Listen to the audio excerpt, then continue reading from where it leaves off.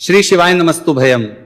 दोस्तों, जैसा कि आप सभी लोग जानते हैं कि 1 जनवरी 2026 यानी गुरुवार को पड़ रही है पौष मास की प्रदोष व्रत। और दोस्तों, यह वह तिथि है जो पौष मास में पड़ने वाली सबसे बड़ी तिथि है, क्योंकि यह गुरुवार के दिन पड़ रही है और इसका बहुत ही बड़ा और विशेष महत्व होता है। पूज्य गुरु जी ने कहा है कि अगर कभी भी मौका लग जाए और पौष महीने की प्रदोष व्रत गुरुवार को पड़ जाए तो आप लोगों को 3 तुलसी पत्ते वाला उपाय तो अवश्य ही करना चाहिए। इन दोनों का संयोग बहुत ही कम आता है। इसी के साथ में गुरु जी ने अपनी शिव पुराण कथा में बताया है कि इस दिन आपको एक 3 तुलसी पत्ते वाला उपाय तो आपको अवश्य ही करना चाहिए, क्योंकि ऐसा दिन पूरे साल में सिर्फ एक ही बार आता है। और दोस्तों, आप सभी लोग जानते हो कि गुरुवार प्रदोष व्रत का अगर सबसे बड़ा कोई उपाय है तो वह 3 तुलसी पत्ते वाला उपाय है। तो दोस्तों, गुरुवार प्रदोष व्रत के दिन आप लोगों को इस 3 तुलसी पत्ते वाला उपाय को जरूर करना है। बहुत सारे लोग होंगे जिन लोगों ने इस उपाय को ना किया हो, मतलब पूरा साल निकल गया, उन्होंने किसी भी दिन इस 3 तुलसी पत्ते वाला उपाय को ना किया हो। पर दोस्तों, आपके पास एक आखिरी मौका बचा हुआ है, जो कि 1 जनवरी 2026 गुरुवार प्रदोष व्रत के दिन है। इस दिन आप लोगों को इस वाले उपाय को जरूर कर लेना है। भले ही आपने महीने भर इस उपाय को ना किया हो, पर अगर आपने इस पौष महीने के गुरुवार प्रदोष व्रत के दिन अगर इस वाले उपाय को कर लिया तो आपको इस उपाय को करने का वह फल मिलेगा जिसकी आपने कभी कल्पना भी नहीं करी होगी। इसीलिए आप लोग इस वाले उपाय को एक बार जरूर कर लेना है, ताकि आप लोगों के हाथ से यह मौका ना जा सके और आपको इस उपाय को करने का फल मिल सके। दोस्तों, ये उपाय पंडित जी ने अपनी अभी की ही श्री शिव महापुराण की कथा में बताया है जी। इस उपाय को आज हम आपको बहुत अच्छे से समझाने वाले हैं। इस वीडियो को देखने के बाद इस उपाय को समझने के लिए आपको कोई और वीडियो को देखने की जरूरत नहीं पड़ेगी। तो चलिए दोस्तों, उपाय को शुरू करते हैं। देखिए, ये इस पौष महीने के गुरुवार प्रदोष व्रत के दिन ये इतना खास होता है, इतना महत्वपूर्ण होता है। देखा गया है कभी कभी बड़े बड़े पूजा पाठ अनुष्ठान से जो मनोकामना पूर्ण नहीं होते, वह पौष महीने की गुरुवार प्रदोष व्रत के दिन एक छोटे से उपाय करने से ही आपकी मनोकामना पूर्ण होती है। और बहुत सारे लोगों ने इस उपाय को किया भी है और उनको इस उपाय को करने का फल भी जरूर मिला है। अगर आप लोग भी इस उपाय को करना चाहते हैं तो आप इस उपाय को पहले अच्छे से समझ लेना, सुन लेना, उसके बाद करना, आपको इस उपाय का फल जरूर मिलेगा। और इस उपाय को कर लेने से आपके घर में चाहे किसी भी प्रकार की दुख और समस्या क्यों ना चल रही हो, आपको उसका कारण भी नहीं पता है कि भाई ये समस्या किस कारण से चल रही है। उसका कुछ भी कारण हो सकता, जैसे पितृदोष हो सकता है या किसी भी तरह का मंगल दोष भी हो सकता है। तो इस दिन आप लोगों को यह वाला उपाय कर लेना है। ये एक ऐसा उपाय है जिस उपाय को अगर किसी विशेष दिन पर किया जाए तो भाई उस विशेष दिन का जो है वो तो हमें मिलता ही मिलता है, पर हमने उस दिन पर इस उपाय को किया है तो हमें उससे भी बड़ा फल मिलता है और फल बहुत जल्दी मिलता है, क्योंकि आप इस उपाय को बहुत ही बड़े और विशेष दिन पर कर रहे हो। तो चलिए अब उपाय के बारे में बात करते हैं, लेकिन उससे पहले लोगों को यह जानना आवश्यक है कि आखिर यह उपाय किस समय करना है, किसको करना है और कैसे करना है। तो चलिए हम आगे आपको वीडियो में एक एक करके बता देते हैं। लेकिन उससे पहले अगर आप लोग हमारे चैनल पर पहली बार आए हैं या फिर मेरी आवाज आज पहली बार सुन रहे हैं तो हमारे चैनल को सब्सक्राइब जरूर कर लेना और इस सब्सक्राइब जरूर कर लेना। वीडियो को लाइक करके कमेंट बॉक्स में श्री शिवाय नमस्तु भयम ओम नमः शिवाय जरूर टाइप कर देना। तो दोस्तों, इस 3 तुलसी पत्ते वाला को हमें इस गुरुवार प्रदोष व्रत के दिन कैसे करना है, किसको करना है, किस समय करना है और कहां पर करना है, ये सारे सवालों के जवाब आपको इस वीडियो में मिल जाएंगे।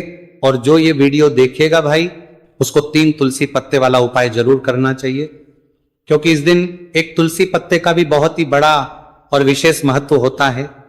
और जब बात आ जाए 3 तुलसी पत्ते वाला उपाय की, तो यह सोने पे सुहागा वाली बात हो जाती है और ये एक बहुत ही बड़ा हो जाता है इस गुरुवार प्रदोष व्रत का। तो अब दोस्तों, इस 3 तुलसी पत्ते वाला उपाय को आखिर करना किसको है, सबसे पहले हम लोग वो बात जान लेते हैं। तो देखो, घर की जो बड़ी माताएं बहनें होती हैं, उन माताओं बहनों में से कोई भी एक बड़ी माता बहन इस वाले उपाय को कर सकती है। और दोस्तों, अगर आप चाहें तो अपने घर में से सभी सदस्यों को भी इस उपाय को करवा सकते हैं। अगर किसी व्यक्ति की खुद की कोई मनोकामना है खुद की कोई दुख और परेशानी है कि वो अपने लिए ही करना चाहता है इस वाले उपाय को, तो वो खुद अपने लिए भी कर सकता है। बाकी अगर कोई घर में से ऐसा है जो कि अपने पूरे घर परिवार की सुख और शांति के लिए ये वाला उपाय करना चाहता है, तो भाई वो भी कर सकता है, उसमें भी कोई दिक्कत वाली बात नहीं है। कहने का मतलब यह है कि इस उपाय को हर एक सदस्य भी कर सकता है और पूरे घर परिवार के सदस्य के लिए घर की बड़ी माताओं बहनों में से कोई एक माता बहन भी कर सकती है। माताएं बहन अगर घर में उपस्थित ना हो या वो ये वाला उपाय ना कर पा रही हो, तो फिर घर का कोई बड़ा सदस्य भी इस 3 तुलसी पत्ते वाला उपाय को कर सकता है, चाहे फिर वह पुरुष ही क्यों ना हो, उसमें कोई भी दिक्कत वाली बात नहीं है। उसके बाद में दोस्तों जो अगला प्रश्न निकल कर आता है वही आता है इस उपाय को लेकर कि आखिर इस उपाय को हमें किस समय करना है, सुबह के समय करना है कि शाम के समय करना है। तो इस वाले उपाय को आप लोग सुबह के समय भी कर सकते हो और शाम के समय प्रदोष काल में भी कर सकते हो। अब अगर आप पूछो कि भाई सबसे उत्तम समय कौन सा रहेगा इस 3 तुलसी पत्ते वाला उपाय को करने का, तो हम आपसे बस यही कहेंगे कि इस उपाय को आप सुबह के समय करेंगे तो ज्यादा बेहतर होगा। बाकी अगर प्रदोष काल शाम के समय भी करेंगे तो भी अच्छा होगा, उसमें कोई भी दिक्कत वाली बात नहीं है। तो अब दोस्तों जो अगली सबसे बड़ी और पूर्ण बात आती है वो ये आती है कि सुबह अगर हम उपाय को करेंगे तो हमें कितने बजे से लेकर कितने बजे तक के बीच में करना है, और शाम के समय प्रदोष काल में करेंगे तो हमें कितने बजे से लेकर कितने बजे के बीच में करना है। तो देखो, सुबह जितनी जल्दी हो सके आप उपाय को करने की कोशिश करना।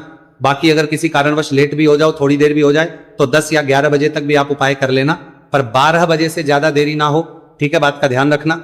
उसके बाद में दोस्तों अगर शाम के समय प्रदोष काल की बात करें, प्रदोष काल का जो समय है होता है वो शाम के 6 बजे से शुरू हो जाता है। मतलब शाम के 6 बजे से लेकर 7 बजे के बीच का जो समय होता है यह समय प्रदोष काल का समय होता है। तो आप इस उपाय को 7 या 8 बजे के बीच में भी कर सकते हो। मतलब शाम के 6 बजे से रात 8 बजे के बीच में आप कभी भी इस वाले उपाय को कर सकते हो, उसमें कोई भी दिक्कत वाली बात नहीं है। तो चलिए दोस्तों जान लेते हैं सबसे पहले उपाय के बारे में, जो कि है तुलसी जी के पत्तों का बहुत ही चमत्कारिक उपाय। देखिए, हम सभी के घरों में माता तुलसी का पौधा अवश्य ही होता है। तो देखिए, हमें तुलसी जी के पौधे से सबसे पहले तो 3 पत्ते तोड़ने हैं।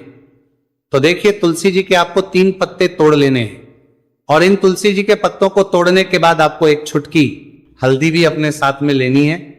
हल्दी के अंदर आपको जल मिला करके पेस्ट के रूप में तैयार करना है, और इसी के साथ में आपको एक दीपक भी लेना होगा। दीपक आपका भी ले सकते हैं, आटे का भी ले सकते हैं, और इस दीपक में आपको शुद्ध घी डाल करके इसमें आपको लंबी रुकी बाती का प्रयोग करना है। देखिए दोस्तों, आपके पास है 3 तुलसी जी के पत्ते। तो पहला जो तुलसी जी का पत्ता है उस पर आपको सबसे पहले तो जो आपने हल्दी ली है उसकी एक बिंदी लगानी है, और पहला जो तुलसी जी का पत्ता है आपके घर में भगवान विष्णु का चाहे कोई सा भी स्वरूप हो, चाहे लड्डू को गोपाल जी का स्वरूप हो, या फिर भगवान कृष्णा की आपके मंदिर में प्रतिमा हो, या फिर भगवान श्री राम की प्रतिमाएं, उनके सामने आपको पहला तुलसी जी का पत्ता अर्पित करना है। अब देखिए दोस्तों, आपके पास जो 2 तुलसी जी के पत्ते हैं और आपके पास जो एक दीपक है, इन्हें आपको लेकर के पहुंचना है अपने ही घर में तुलसी जी के पौधे के पास में। देखिए, सबसे पहले तो आपके पास जो 2 तुलसी जी के पत्ते हैं उन पर भी आपको हल्दी की एक एक बिंदी लगानी है, और उन दोनों ही जी के पत्तों को आपको अपने घर में तुलसी जी के पौधे के वहां पर ही अर्पित कर देने हैं। और इस प्रकार से ये दोनों पत्ते भी तुलसी जी के पौधे के पास में अर्पित करने के बाद अंत में जो आपके पास एक लंबी बाती का दीपक है, इसे आपको तुलसी जी के पौधे के पास में ही प्रज्वलित कर देना है। जो भी व्यक्ति अपने ही घर पर गुरुवार प्रदोष व्रत के दिन इस प्रकार से तुलसी जी के 3 पत्तों का यह उपाय कर लेता है तो उसका परिवार हमेशा खुश रहता है, उसके परिवार में कभी भी कोई भी संकट उत्पन्न नहीं होता है, और यदि आपके घर में जो भी ग्रह क्लेश है वो भी समाप्त होते हैं। तो इस प्रकार से आपको यह पहला उपाय करना है। अब दोस्तों हम जान लेते हैं दूसरे उपाय के बारे में। देखिए, इस उपाय को करने के लिए भी आपको मात्र 1 लोटा शुद्ध जल लेना है तांबे के पात्र के अंदर, और इसी के साथ में आपको एक प्यारी सी और सुंदर सी बेलपत्र ले ली है। बेलपत्र है वह कहीं से भी खंडित नहीं होनी चाहिए, इस बात का ध्यान रखना है। बेलपत्र यदि आपको प्राप्त नहीं हो पाती है तो आप शिवलिंग पर चढ़ी हुई बेलपत्र को पुनः शुद्ध जल से धो करके उसका उपयोग कर सकते हैं। देखिए, इस उपाय को आप सुबह से लेकर के शाम तक किसी भी समय में कर सकते हैं। देखिए, मंदिर पहुंचने के बाद सबसे पहले तो आपके पास जो अपनी हथेली में रखना है और आपको कुंडकेश्वर महादेव से प्रार्थना है कि मेरे शरीर में या फिर मेरे परिवार के इस सदस्य के शरीर में कोई भी भारी रोग हो चुका है जिसमें उसे आराम नहीं मिल पा रहा है, डॉक्टरों को लगातार दिखा रहे हैं, दवाओं का लगातार सेवन कर रहे हैं, लेकिन बीमारी में आराम नहीं मिल पा रहा है। हे मेरे कुंडकेश्वर महादेव, मुझे अपनी बीमारी में आराम दिलाने की कृपा करें। इस प्रकार से आपको कामना करते हुए ये जो एक बेलपत्र है इसे आपको माता अशोक सुंदरी वाले स्थान पर अर्पित करनी है। देखिए, माता अशोक सुंदरी वाले स्थान पर जब भी आप ये बेलपत्र अर्पित करेंगे तो इसकी जो चिकनी साइड है वो शिवलिंग से स्पर्श रहेगी और इसको आपको इस प्रकार समर्पित करना है कि जो इसकी डंडी है वो शिवलिंग की तरफ रहेगी और इसका जो पट्टी वाला भाग है वो जलाधारी की ओर रहेगा। इस प्रकार से आपको यह एक बेलपत्री शिवलिंग पर अर्पित करनी है। इसके बाद आपके पास जो एक लोटा जल है उसे आपको सबसे पहले माता अशोक सुंदरी वाले स्थान पर अर्पित करना है। देखिए, आपको शिवलिंग के ऊपर जल अर्पित नहीं करना है, पूरा ही जल आपको धीरे धीरे जहां आपने बेलपत्र अर्पित की थी उसी के ऊपर आपको अर्पित करना है। जल को अर्पित करते समय लगातार आपको कुंडकेश्वर महादेव का स्मरण करते रहना है। देखिए, जैसे ये जल जलाधारी से होकर के बह करके आएगा तो इसे आपको थोड़ा सा किसी भी खाली पात्र में झेल लें और इस जल को आपको महादेव से यानी कि कुंकेश्वर महादेव से औषधि स्वर प्राप्त कर लेना है और इसे आपको अपने घर लेकर के आ जाना है। अब देखिए, इस जल का आपको आचमन करना है। या तो आप बीमार है तो आपको इस जल का आचमन करना है, या फिर घर का कोई भी सदस्य बीमार है तो उसे आपको कुंडकेश्वर महादेव का स्मरण करवाते हुए इस जल का आचमन करवा देना है। पूज्य गुरुजी ने बताया है कि जो भी व्यक्ति इस उपाय को 5 दिन 60 दिन इस प्रकार से कर लेता है तो उसकी जो बड़ी से बड़ी बीमारी है वो समाप्त होती है। देखिए, अब हम जान लेते हैं तीसरे उपाय के बारे में।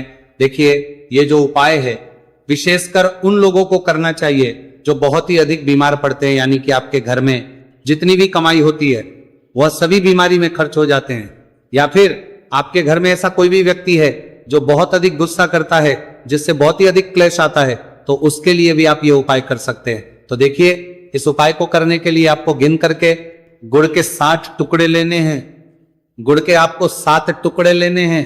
देखिए, आपके घर में जो व्यक्ति बहुत अधिक बीमार रहता है या फिर कोई व्यक्ति बहुत अधिक गुस्सा करता है तो आपको ये जो 7 गुड़ के टुकड़े हैं अपने सीधे हाथ में रखना है और उस व्यक्ति के ऊपर से आपको घड़ी की दिशा में 7 बार सर से लेकर के पेड़ तक उतार लेने हैं। यानी कि उस व्यक्ति के सर से लेकर के पेड़ तक आपको इन गुड़ के टुकड़ों को 7 बार घड़ी की दिशा में घुमा लेना है। अब देखिए, इन गुड़ के टुकड़ों को बार घुमाने के बाद आपको लेकर के सीधे पहुंचना है भगवान शिव के मंदिर में। आपके घर में यदि शिवलिंग है तो वहां पर भी आप इस उपाय को कर सकते हैं, या फिर मंदिर में भी इस उपाय को कर सकते हैं। अब देखिए, आपके हाथ में जो 7 गुड़ के टुकड़े थे जिन्हें आप मंदिर लेकर के आए थे, उन्हें आप कुछ शिवलिंग के ऊपर रखना नहीं है, केवल शिवलिंग के ऊपर आपको 7 बार घुमाना है। और जब भी आप ये गुड़ के टुकड़े घुमाएंगे तब आप कल्याण शाबर महादेव का बहुत ही सुंदर सा नाम लेना है। गुड़ के टुकड़ों को इस प्रकार से घुमाने के बाद आपको महादेव से प्रार्थना करनी है कि हे मेरे महादेव, कि ये जो मेरे परिवार का व्यक्ति है बहुत अधिक बीमार रहता है, बहुत अधिक गुस्सा करता है, क्रोध करता है, हमेशा चिड़चिड़ा रहता है, आप इसकी इस प्रकार की जो समस्याएं हैं उन्हें दूर करें। और इसके बाद आपको ये जो गुड़ के टुकड़े हैं 7, इन्हें अपने घर लेकर के आ जाना है और एक एक गुड़ का टुकड़ा आपको प्रतिदिन जो व्यक्ति बीमार है या फिर जो बहुत अधिक गुस्सा करता है उसे खिला देना है। उस व्यक्ति का जो भी क्रोध है, गुस्सा है, वो हमेशा के लिए शांत हो जाएगा। इस प्रकार से आपको यह उपाय करना है। अब दोस्तों, हम जान लेते हैं चौथे विशेष और अंतिम उपाय के बारे में। देखिए, इस उपाय के लिए भी आपको मात्र एक लोटा शुद्ध जल लेना है तांबे के पात्र के अंदर। अब देखिए, इसी के साथ में आपको एक चुटकी हल्दी लेना है, आपको जो है वो पीसी हुई लेनी है और इस हल्दी के अंदर आपको थोड़ा सा जल मिला करके एक पेस्ट के रूप में तैयार कर लेना है। अब देखिए, इसी के साथ में आपको एक दीपक ले लेना है। दीपक आप चाहें तो मिट्टी का भी ले सकते हैं, शुद्ध आटा बनकर उसका भी दीपक तैयार कर सकते हैं। इस दीपक के अंदर आपको लंबी रूखी बाती का प्रयोग करना है और दीपक के अंदर आपको शुद्ध घी का प्रयोग करना है। इस प्रकार से आपको एक दीपक भी तैयार कर लेना है। देखिए, यह उपाय विशेषकर उन लोगों को करना है जिनकी कोई भी ऐसी मनोकामना है जो अभी तक परिपूर्ण नहीं हो पाई है, उन्होंने कई प्रकार के व्रत कर लिए हैं, कई प्रकार के उपाय कर लिए हैं, कई प्रकार के टोटके कर लिए हैं, मनोकामना परिपूर्ण नहीं हो पाई है, तो आपको यह उपाय इस गुरुवार के दिन करना है। देखिए, सबसे पहले तो आपने जो ये जितनी भी सामग्रियां ली हैं, इन सभी को लेकर के आपको पहुंचना है बेलपत्र के वृक्ष नीचे। देखिए, बेलपत्र के वृक्ष के नीचे जो मिट्टी होती है, सबसे पहले तो आपको वहां पर इस 1 चुटकी हल्दी से स्वास्तिक का निर्माण करना है। अब देखिए, आपने जो ये हल्दी का स्वास्तिक बनाया है, इसी के ऊपर आपको जो एक दीपक है लंबी बाती का, उसे भी रख देना है। ध्यान रखिए, इस दीपक की जो बाती है उसका मुख आपको उत्तर दिशा की ओर रखना है। इस प्रकार से आपको यह दीपक भी बेलपत्र के वृक्ष के नीचे रख देना है। इस प्रकार से आपको यह दीपक बेलपत्र के वृक्ष के नीचे प्रज्वलित कर देना है। अब देखिए, अंत में जो आप एक लोटा शुद्ध जल लेकर के आए हैं, उसे आपको अपने सीधे हाथ में रखना है और आपको महादेव से, माता पार्वती से प्रार्थना करनी है। देखिए, बेलपत्र के वृक्ष के नीचे किए जाने वाला यह सबसे चमत्कारिक उपाय है। तो देखिए, आपकी किसी भी प्रकार की मनोकामना है, चाहे धन प्राप्ति को लेकर हो, व्यापार कर हो, नौकरी को लेकर हो, विवाह को लेकर हो, किसी भी प्रकार की मनोकामना है, तो उसे आपको महादेव से तथा माता पार्वती से परिपूर्ण करने की प्रार्थना करनी है। और यह जो जल है, इसे आपको अपने सीधे हाथ में लेना है और बेलपत्र के वृक्ष में आपको अर्पित कर देना है। ये जो जल है, इसे आपको 7 बार में ही बेलपत्र के वृक्ष में अपने सीधे हाथ की हथेली से अर्पित कर देना है।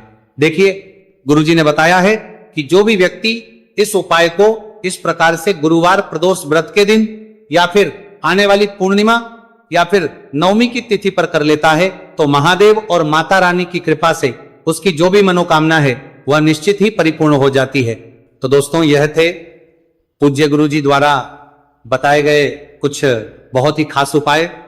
अगर आपको जानकारी अच्छी लगी हो तो वीडियो लाइक करिएगा। मिलते हैं फिर एक नए वीडियो के साथ। श्री शिवाय नमस्तु।